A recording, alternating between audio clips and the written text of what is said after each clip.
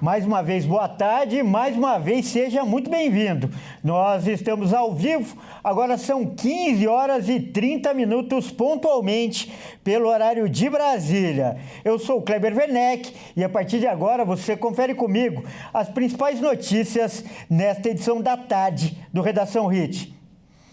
E olha só, o laudo médico do ex-presidente Jair Bolsonaro aponta que ele está com câncer de pele. Bolsonaro teve alta hospitalar nesta tarde e voltou para a prisão domiciliar.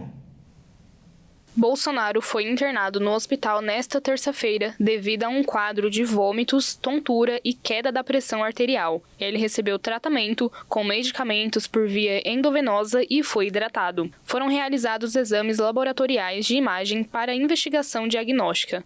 Os exames evidenciaram persistência da anemia e alteração da função renal, com elevação da creatina. Segundo o boletim médico, ele apresentou melhoras dos sintomas e da função renal. O laudo anatômico patológico das lesões cutâneas operadas no domingo mostrou a presença de um carcinoma de células escamosas, in situ, em 2 das 8 lesões removidas. Com isso, a necessidade de acompanhamento clínico e reavaliação periódica. E mesmo recebendo alta hospitalar, vai ser mantido o acompanhamento médico. Olha, e o estado de saúde completo do ex-presidente você acompanha no Jornal das 18h30. Vamos mudar de assunto agora para falar que a Polícia de São Paulo montou uma força-tarefa para investigar o assassinato do ex-delegado geral Rui Ferraz Fontes. A mãe e o irmão de um suspeito foram ouvidos pela polícia. O repórter Caio Veríssimo está na Delegacia de Homicídios e Proteção à Pessoa, o DHPP, e vai trazer mais informações para a gente. Boa tarde, Caio. Oi, Kleber, boa tarde a você, boa tarde a todos que estão nos assistindo. Exatamente como você falou, nós estamos aqui em frente ao DHPP, no centro de São Paulo, porque hoje foi ouvido a mãe e o irmão de um dos suspeitos desse crime. Foram trazidos aqui para tentar dar uma direção aos policiais do paradeiro desse suspeito do crime, né? E, bom, a polícia também informou que outros 8 mandatos foram cumpridos de busca e apreensão e a polícia já identificou 2 suspeitos, né? E como que a polícia identificou esses suspeitos? Bom, os carros que foram usados no crime, na segunda-feira, lá na Praia Grande, houve uma tentativa de queimar esses carros, né? De dar um fim neles, e um desses carros foi totalmente incendiado, uma Hilux, mas o outro carro que foi usado, uma Renegade, ela não foi incendiada. Então, através desse carro, a polícia conseguiu identificar as digitais dos suspeitos, conseguiu identificá-los, mas ainda não encontrou esses suspeitos do crime. Bom, a polícia também informou através do secretário de Segurança Pública, o Guilherme Derrite, que o crime provavelmente já estava sendo planejado há pelo menos 6 meses. Isso porque os 2 carros que foram usados no crime, um foi roubado no mês de março e o outro no mês de junho, aqui no centro de São Paulo. Então, muito provavelmente, eles já estavam sendo preparados para esse momento desse crime. Um caso que ocorreu também é que o carro que o ex-delegado Rui Fontes usava no dia do crime era da esposa dele, porque o carro dele estava sendo preparado para blindagem, então ele não poderia estar usando o seu carro. Isso foi um dos casos que a polícia também tenta investigar um pouco mais. De acordo com a polícia, o Rui Fontes ele perdeu o controle do carro no momento que foi atingido, porque antes dos policiais, dos bandidos cercarem o carro, ele já havia sido baleado. Com isso, a polícia informou que foram mais de 69 tiros com armas de fuzil em direção ao seu carro, e quando a polícia chegou no local, ele já tinha morrido. Bom, o Rui ele foi um dos principais precursores, um dos principais rivais do PCC, o primeiro comando da capital, crime organizado, e por isso ele sempre foi muito visado pelos bandidos. E agora a polícia, juntamente com até a ajuda da Polícia Federal, busca identificar todos os suspeitos e todos os criminosos e tentar identificar cada vez mais o paradeiro desses criminosos. É isso, Kleber. Mais informações a gente volta aqui para trazer para o nosso público. Eu volto aí com você no estúdio. Tá certo? O Caio vai continuar lá no DHPP e a qualquer novidade ele volta com mais informações. Afinal, esse é um caso que tem tido muita repercussão, a morte do ex-delegado-geral da Polícia de São Paulo. E para falar mais sobre isso, nós vamos receber aqui hoje uma especialista. A nossa convidada é a doutora Raquel Galinatti, ela que é diretora da Associação de Delegados da Polícia do Brasil, a ADEPOL. Boa tarde, doutora. Seja muito bem-vinda, você que é a nossa parceira, sempre contribui aqui. Seja muito bem-vinda. Boa tarde, é sempre uma satisfação estar aqui com você. Doutora. Hoje, infelizmente, é realmente uma situação muito triste para todos nós. Doutora, e claro, a sua participação tem um olhar diferenciado, porque é um olhar técnico, policial, que tem a experiência de casos como esse. Então, doutora, primeiro, eu peço para que você faça uma análise com essa visão policial dessa ação que acabou com a morte do delegado. Pelas características, trata realmente, não há dúvidas que foi um crime organizado, um grupo organizado, e que conhecia muito bem a rotina do delegado, inclusive a vulnerabilidade da segurança pessoal dele. Sim, foi uma situação covarde, de espreita, de aguardar o momento em que o Dr. Rui Ferraz Fontes pudesse estar numa certa vulnerabilidade, sempre monitorando ali os trajetos, claro, pessoas próximas.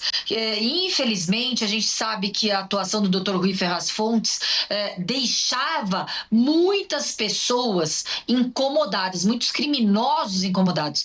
Então, isso sempre fez parte da atuação realmente contundente, profissional. Dr. Rui Ferraz Fontes, a maior autoridade no que diz o combate ao crime organizado, PCC, foi um excelente delegado-geral de polícia, sempre classista, sempre buscando a defesa institucional da polícia e, nesse caso, na aposentadoria, trabalhando como secretário municipal em Praia Grande, se torna um alvo, uma cabeça-prêmio. Por quê?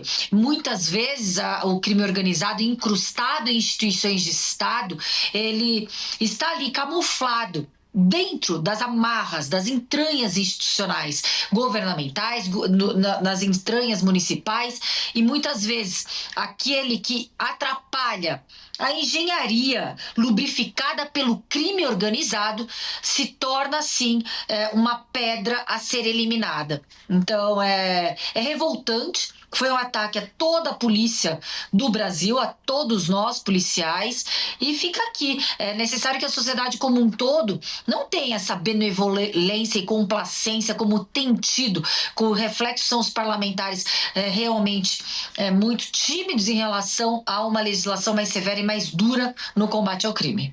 Com certeza, nós também compartilhamos dessa indignação, doutora. E, doutora, o caso levantou a questão da falta de segurança dos delegados que atuam contra o crime organizado. Você lembrou bem, ele era um grande rival do crime organizado. E a Segurança Pública, por sua vez, a Secretaria, afirmou que o doutor Rui Ferraz, ele não pediu escolta. Você acredita que pode ter acontecido um descuido por parte dele ou a proteção dos agentes públicos é mesmo deficiente?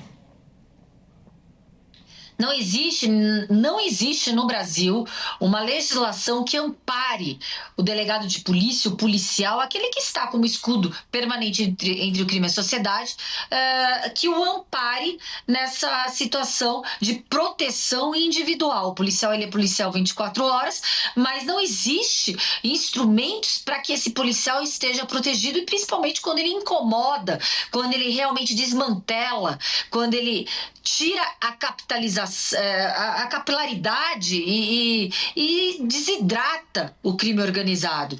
Quando a gente percebe também essa situação, é que todos nós estamos à nossa sorte, por nossa conta e risco. É um contrato tácito que fazemos quando optamos por ingressar nas forças policiais, é estarmos ali também sendo um alvo 24 horas.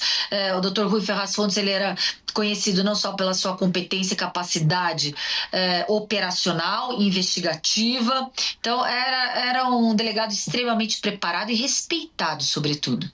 Um alerta importante que a doutora faz aí em relação à segurança dos agentes públicos e das autoridades. Inclusive, doutora, relatórios do Ministério Público mostraram que desde 2002 o delegado Rui estava jurado de morte pelo PCC. Esse risco, de certa forma, foi subestimado? Era previsível que algo do tipo poderia acontecer?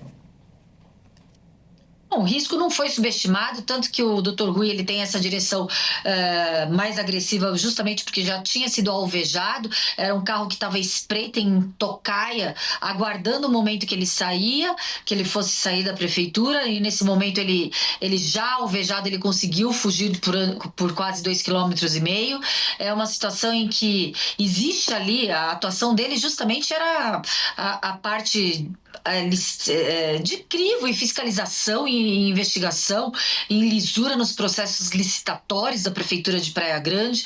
Pode ter ali, claro, quando se coloca de forma adequada, incomodado o crime, e o crime organizado, a facção criminosa, ele está emaranhado, ele está entranhado, cada um tem a sua função. Então, é isso que nós temos que prestar atenção, é extirpar o crime organizado de instituições de Estado e governamentais. Com certeza, doutor. E depois desse triste episódio, vários políticos, se levantaram com propostas e projetos defendendo agentes policiais com mais proteção, até uma proteção automática, que ele não precise solicitar. Como representante do sindicato da categoria, você acredita que, como eu disse, esse triste episódio seja um divisor de águas para melhorar essa proteção? Eu acredito que não iremos avançar nessa temática, até porque todos nós que integramos o sistema de justiça, desde delegados a policiais, somos ameaçados constantemente de morte. Eu, várias vezes ameaçado de morte, fui secretária de Segurança Municipal, então existe ali uma atuação de risco. O que nós temos que alterar termos respaldo no combate ao crime e a efetividade nessa responsabilização criminal. Não tanta benevolência e complacência com criminosos. Porque criminosos, por exemplo, estes, por 4 vezes práticas criminosas, respondendo pelo crime em liberdade. Nós acabamos de conversar com a doutora Raquel Galinatti, ela que é diretora da Associação dos Delegados de Polícia do Brasil, a ADEPOL. Doutora, mais uma vez, muito obrigado pela sua participação e nós estamos aqui com o espaço aberto para dar voz à categoria, para dar voz a esse pedido de reforço e de segurança, principalmente respaldo ao trabalho dos policiais. Eu que agradeço o espaço e sempre dando visibilidade e voz às polícias. Muito obrigado. Grande abraço. Vamos mudar de assunto agora para fazer um giro pelo país com os nossos repórteres. Vamos saber o que é notícia hoje, quarta-feira. Olha só, um estudante de 17 anos está desaparecido no Rio de Janeiro. Ele foi deixado pelo pai na porta da escola, mas não chegou a entrar para fazer uma prova que estava marcada. O Anderson Nascimento vai contar essa história. A polícia do Rio de Janeiro está investigando o desaparecimento de João Christian Zurita, de 17 anos, que não é visto desde o último sábado. O jovem saiu de casa em São Gonçalo dizendo que faria uma prova em Icaraí, Niterói, mas nunca chegou a entrar na unidade. De acordo com a mãe do estudante, João foi levado de carro pelo pai até a porta do colégio por volta de 1h40 da tarde. Segundo a instituição, a prova que o menino disse que faria já havia ocorrido pela manhã. Em nota, a direção informou que o estudante não compareceu à escola, apesar de ter solicitado uma segunda chamada. Imagens de câmeras de segurança analisadas pela Polícia Civil confirmam a ausência do menino. Os registros mostram o jovem seguindo a pé em direção ao centro de Niterói, logo após ser deixado pelo pai na calçada em frente ao colégio. A família relatou que o adolescente havia terminado um relacionamento 2 dias antes do desaparecimento e enfrentava dificuldades em algumas matérias na escola. Ainda assim, não havia sinais de que ele planejava sumir.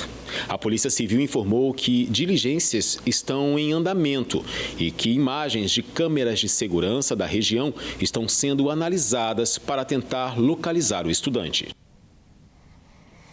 E olha só que flagrante de irresponsabilidade no Rio Grande do Sul. Um homem foi flagrado sendo transportado no teto de um carro. Câmeras de segurança registraram o momento. Vamos ver o desfecho dessa história com a Kátia Fantin. Pois é, um ato inusitado e perigoso foi flagrado na madrugada de domingo em Caxias do Sul, na Serra Gaúcha. Um homem apareceu sendo transportado no teto de um carro.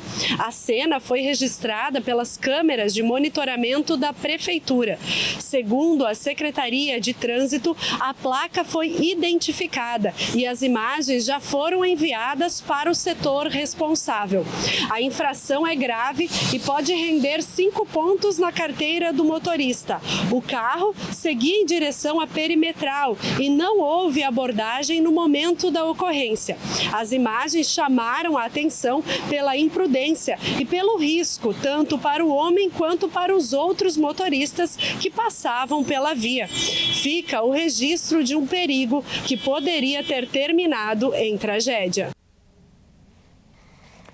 E olha, os ventos fortes arrastaram um navio de contêineres em Santa Catarina. E por pouco, a embarcação não atingiu um barco de pesca. Veja o vídeo impressionante com a Michele Veiga.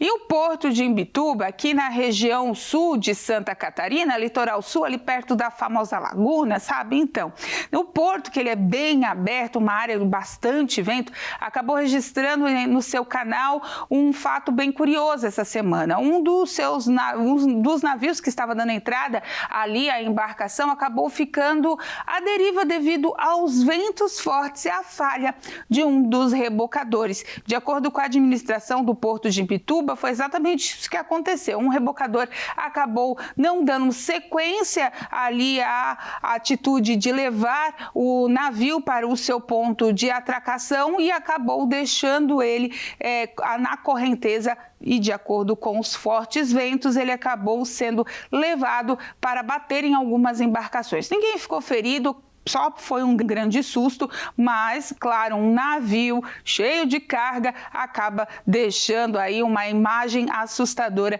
com essa questão de ficar à deriva. Mas, de acordo com a administração, tudo foi resolvido. A embarcação, os atracadores também estavam lá na expectativa da chegada desse navio container e, é claro, o pessoal vai avaliar os estragos e para que isso não aconteça novamente aqui. Essa situação do vento e atracação no porto de Imbituba sempre chama a atenção. O pessoal fica sempre mais atento, até porque tem essas ocorrências e estão sendo aí, estão acontecendo com mais frequência aqui na região sul. Olha, o consumo de chá pelo brasileiro cresceu 25% nos últimos anos. O valor é quase o dobro da média mundial. Quem traz os detalhes agora é o Alexandre Cardoso. O Brasil é conhecido por sua grande variedade de plantas. Por conta disso, é um grande polo da indústria de chás e de infusões.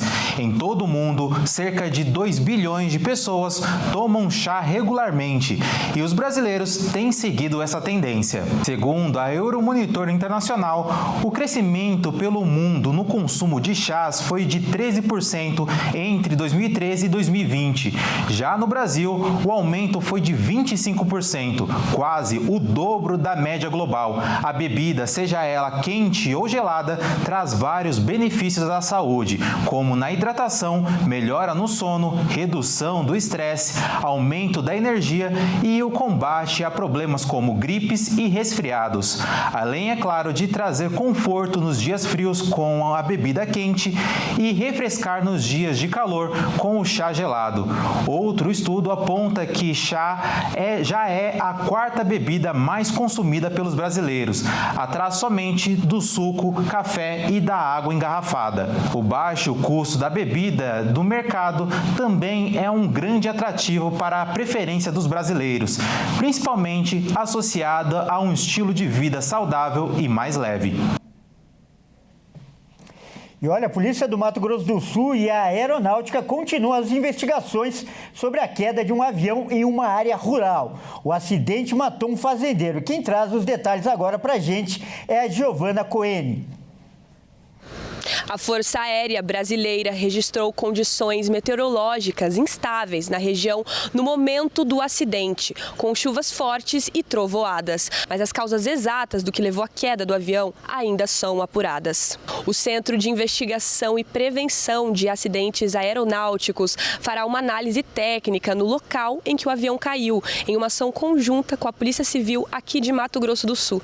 Isso porque ainda são feitas as diligências especializadas e os exames periciais necessários. O médico especializado em ortopedia também era pecuarista e um piloto experiente que estava com as documentações necessárias regularizadas com validade até agosto do ano que vem.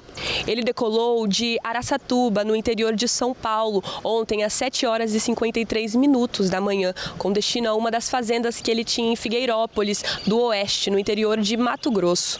O trajeto era de 2 horas, mas na metade do caminho a aeronave desapareceu do radar do Centro de Controle de Área Amazônico. Os destroços do monomotor foram encontrados por volta das 2 horas da tarde de ontem, em uma fazenda em Corumbá, na região do Pantanal Sul Mato-Grossense.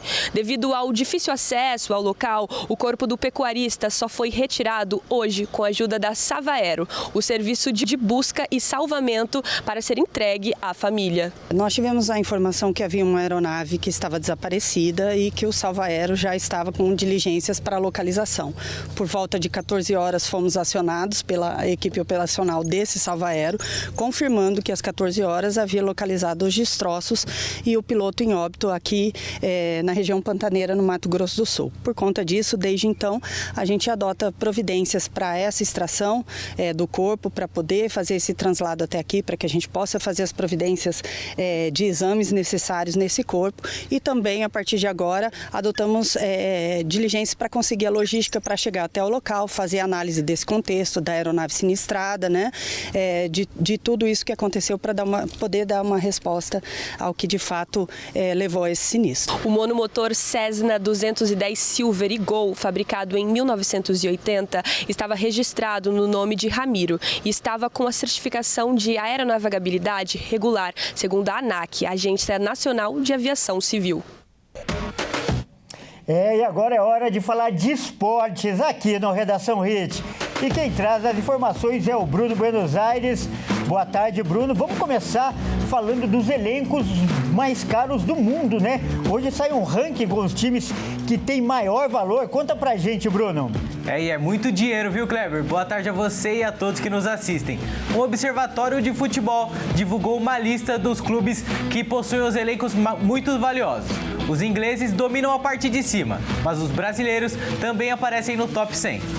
Avaliado em mais de 1 bilhão e 300 milhões de euros, o Chelsea é o dono do elenco mais caro do mundo. Os clubes da Inglaterra investiram alto em reforços na última janela de transferências. E esse gasto refletiu no estudo do CES, o Observatório do Futebol. A lista indica um domínio absoluto dos ingleses, que ocupam as primeiras colocações. Os clubes brasileiros não ficam de fora. Flamengo, Palmeiras e Botafogo entram no top 100. Vamos conferir o ranking. Os Blues são os primeiros, e o top 3 é fechado pela dupla de Manchester. O City é avaliado em 1 bilhão e 128 milhões de euros. Já o United está avaliado em 1 bilhão e 70 milhões de euros. Apesar de ter investido alto, o Liverpool está avaliado em 1 bilhão e 65 milhões de euros e aparece na 4ª posição. Em quinto está o Arsenal, avaliado em pouco mais de 1 bilhão de euros. O Flamengo é o brasileiro melhor ranqueado e está na 54ª colocação, avaliado em 192 milhões de euros. O Palmeiras está avaliado em 175 milhões de euros e ocupa a 63ª posição. E 10 posições depois aparece o Botafogo, avaliado em 122 milhões de dólares. As maiores surpresas são Paris Saint-Germain e Real Madrid, fora do top 5. O atual campeão da Champions League aparece em 7º e os espanhóis em 8º lugar.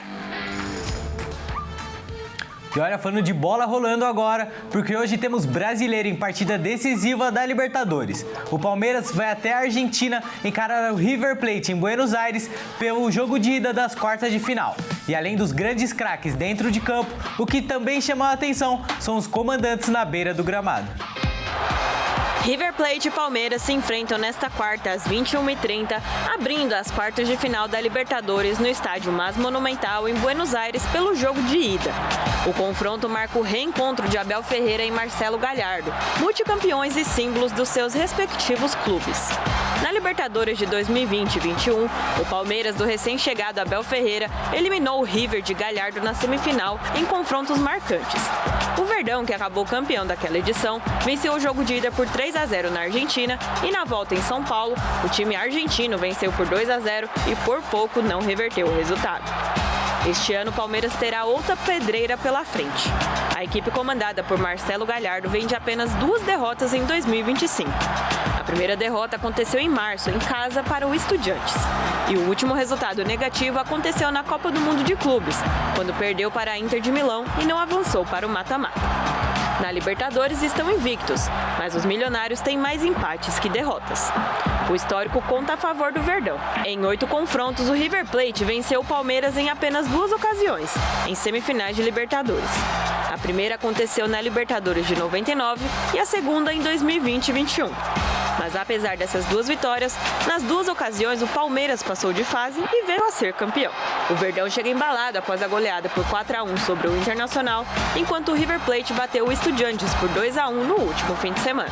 Para o confronto, o único desfalque do Verdão é Paulinho, que se recupera de uma cirurgia.